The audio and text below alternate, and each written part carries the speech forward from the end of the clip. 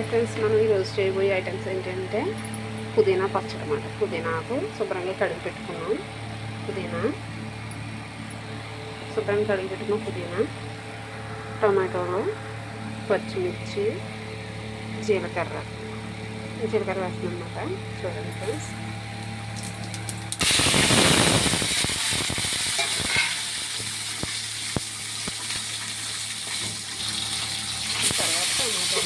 పచ్చిమిర్చి వేసుకుని జీలకర్ర వేసుకుని తర్వాత టమాటాలు వేసుకుని ఇది శుభ్రంగా వేయించుకోవాలి. బాగా మగ్గబెట్టాలి. టమాటాలు మగ్గడానికి కొద్దిగా ఉప్పు వేసి సిమ్లో పెడితే టమాటాలు మగ్గుతాయి ఫ్రెండ్స్.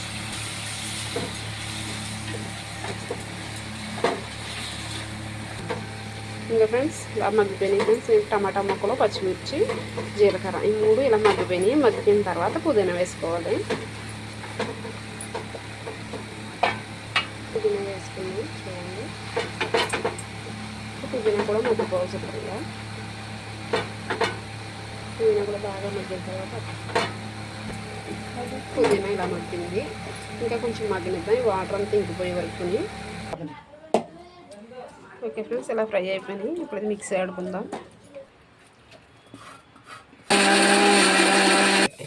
ఓకే ఫ్రెండ్స్, పుదీనా టమాటా పచ్చడి ఇది ఇడ్లీలోకి, చట్నీకి చాలా బాగుంటుంది. టేస్ట్ చూసి ఎలా ఉందో చెప్పండి ఫ్రెండ్స్.